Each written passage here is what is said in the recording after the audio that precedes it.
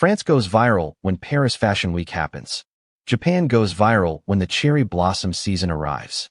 South Korea goes viral because it engineered a global pop culture phenomenon deliberately, carefully, and over decades. America goes viral on a Tuesday, in a gas station parking lot in Texas. For no particular reason whatsoever. A South African traveler walks into Buc-ee's and cannot find the walls. A Swedish woman in Indianapolis encounters ranch dressing and demands its immediate international distribution. A group of Japanese visitors wander into a Walmart and treat it like a museum exhibit. A German fan stands in front of a Taco Bell in Atlanta and calls it the Holy Land. A Scottish bagpiper and a Boston street drummer meet outside Faneuil Hall and make music together that neither of them planned, and the entire internet watches it happen. None of this was organized. None of it was staged. None of it was a campaign, a strategy, a government initiative, or a tourism program. America just showed up as itself, and the world could not stop recording it. The question that nobody is really asking, but that every one of those videos is quietly answering, is why? Why does America keep doing this? Not just this summer. Not just during the World Cup. Why does this country consistently, repeatedly, across decades and generations, keep capturing the imagination of a world that often claims it has had enough of America? That question has an answer, and the answer is not what you would expect. Before we get into the why, understand that what is happening right now with World Cup visitors has happened before, many times, in different forms, with different people. After World War II, the spread of American consumer goods in Europe was accelerated by American troops stationed there. When the hungry, miserable population of post-war Europe was met with the well-fed, energetic, young, and fun American soldiers, they seemed to represent the abundance and happiness of America. The troops brought with them chewing gum, chocolate, and Coca-Cola, sharing them with eager Europeans through parties and gifts to children. 80 years later, a German fan documents his first Waffle House experience at 1 a.m. and calls it a 10 out of 10. The product is different. The reaction is identical. Something about encountering America for the first time, in whatever form it arrives, produces a specific, repeatable, universal response. The world already knows American things before it gets here. It knows the brands, the music, the movies, the references. Hollywood films and TV shows from Disney to Netflix series dominate global entertainment and often embed themes of individual freedom, diversity, and that question has an answer, and the answer is not what you would expect. Before we get into the why, understand that what is happening right now with World Cup visitors has happened before, many times, in different forms, with different people. After World War II, the spread of American consumer goods in Europe was accelerated by American troops stationed there. When the hungry, miserable population of post-war Europe was met with the well-fed, energetic, young, and fun American soldiers, they seemed to represent the abundance and happiness of America. The troops brought with them chewing gum, chocolate, and Coca-Cola, sharing them with eager Europeans through parties and gifts to children. 80 years later, a German fan documents his first Waffle House experience at 1 a.m. and calls it a 10 out of 10. The product is different. The reaction is identical. Something about encountering America for the first time, in whatever form it arrives, produces a specific, repeatable, universal response. The world already knows American things before it gets here. It knows the brands, the music, the movies, the references. Hollywood films and TV shows from Disney to Netflix series dominate global entertainment and often embed themes of individual freedom, diversity, and the American dream. This pop culture ubiquity has created what one scholar called a broad reservoir of good feeling toward the United States among foreign publics. Even during times when government policies were unpopular, American pop culture continued to attract audiences. People arrive already familiar, and then they discover that the reality is bigger, warmer, louder, and more generous than even the most saturated Hollywood version prepared them for. That gap, between the America the world knows from screens and the America that exists in actual gas station parking lots, is where every viral moment is born. Before we go further, subscribe right now. This channel finds the real story underneath the story the world is already telling. You are going to want to be here for what comes next. Reason 1. America was built on a different assumption. Every country is built on a founding assumption, a core belief about what is possible and what people are owed and how the world is supposed to work. Most of the world was built on the assumption of limits, of scarcity, of the idea that resources are finite, that space is finite, that opportunity is finite, and that the job of civilization is to distribute what exists as fairly and efficiently as possible. This is not a wrong assumption. It produced serious, sophisticated, functional societies across Europe and Asia and beyond. America was built on a different assumption entirely. America was built on the premise that more was always possible. More land, more food, more options, more freedom, more opportunities, more space to expand, to build, to try something that had never been tried before. The frontier was not just a geographic fact.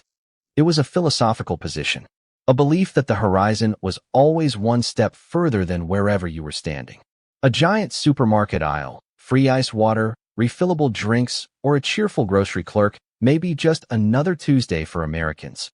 But for someone visiting from Scotland, Brazil, or Japan, these experiences are fascinating cultural discoveries. These things are not random conveniences. They are the physical expression of that founding assumption. Free refills exist because this is a country that defaults to abundance. Buc-ee's exists because this is a country that looks at a gas station and thinks, what if we made this the best possible version of what a gas station could be? Walmart exists because this is a country that decided that access to everything, for everyone, at the lowest possible price, was not an unreasonable thing to build. The real hero of this World Cup is ranch dressing, British comedian Victor Vacheron said. The way Americans talk about ranch, you'd think it's one of humanity's greatest achievements, and, honestly, I'm starting to think it is. That line is funnier than it has any right to be. And it is also completely accurate. Because ranch dressing is not the point. The confidence with which America produces, celebrates, and shares its things, without apology, without embarrassment, without the cultural self-consciousness that keeps most countries from going all in on anything, is the point.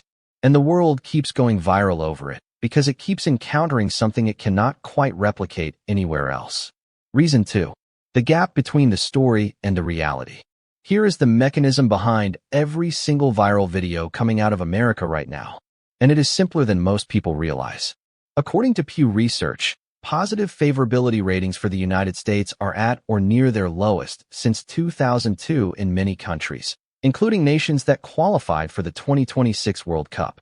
The world's opinion of America, as measured by surveys, by international press, by the general cultural conversation in most developed countries, is not particularly high right now.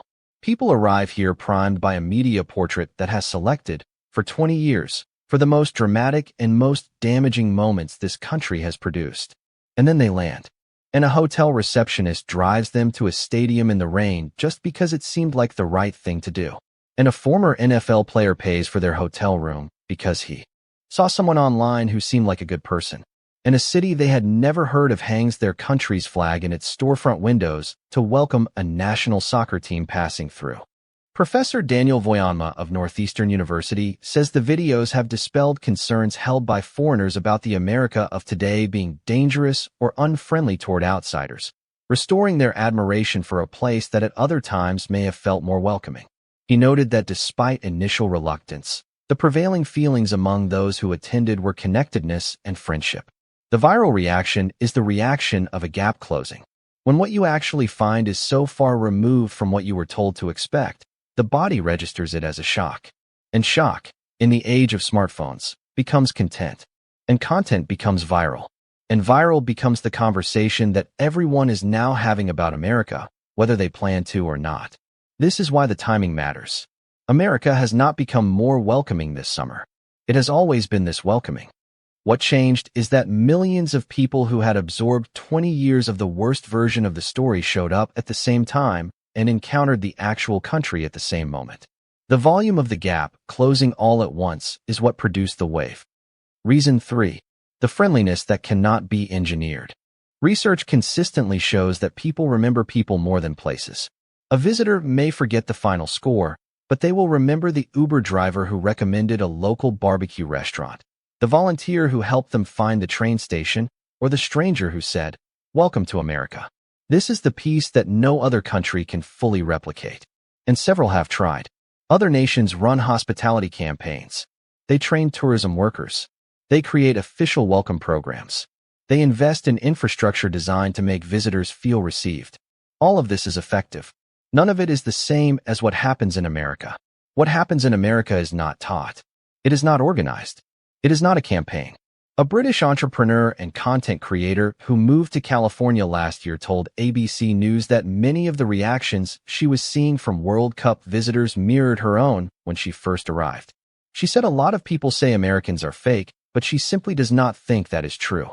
She believes Americans are just genuinely nice and friendly.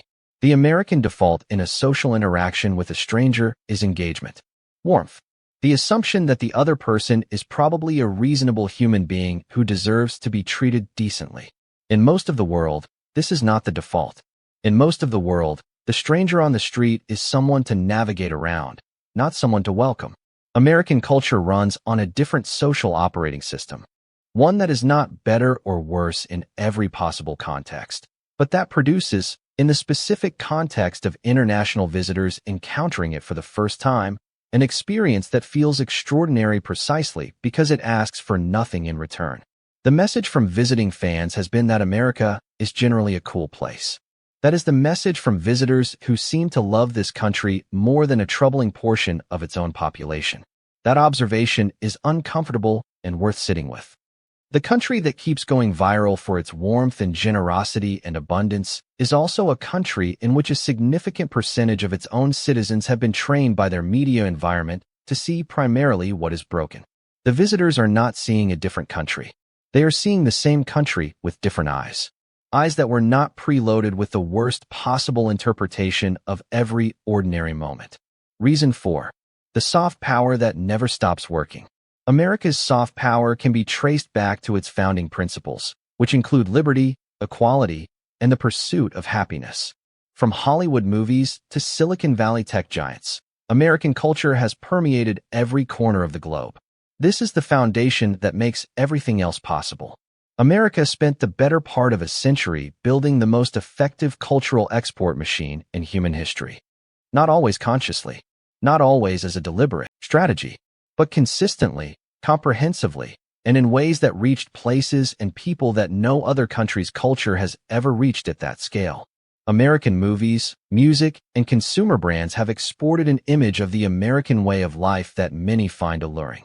Even during times when government policies were unpopular, American pop culture continued to attract audiences. Famously, Iranian youth secretly watched Hollywood videos even as their leaders railed against America. The result of that century of cultural export is that when the World Cup brought the world to America's front door, the world did not arrive as strangers. It arrived already knowing the songs, the brands, the references, the food chains. It arrived with a pre-existing emotional relationship to this country that no amount of negative news coverage had been able to fully erase. And then it arrived in person. And the real thing turned out to be bigger, warmer, and more alive than even the exported version. And that discovery, the discovery that the thing you already loved is better than you imagined when you encountered it directly, is one of the most powerful emotional experiences a human being can have. That is why a Japanese fan goes to Whataburger in Fort Worth and the video gets millions of views. Not because the burger is extraordinary, because the experience of arriving at a thing you have always known from a distance and finding it real, finding it more real than the distance prepared you for, is something the body cannot contain quietly. Reason 5. The permission to be fully itself. This is the one that is hardest to name, but most important to understand. America is the only country in the world that is completely, uncomplicatedly comfortable being exactly what it is. Most countries carry a complicated relationship with their own identity. They are self-conscious about their history, their contradictions, their excesses. They modulate themselves for international audiences. They present curated versions. They are aware of how they are perceived and they manage that perception carefully. America does not do this. America is Buc-ee's. It is not apologizing for Buc-ee's. It is not explaining Buc-ee's.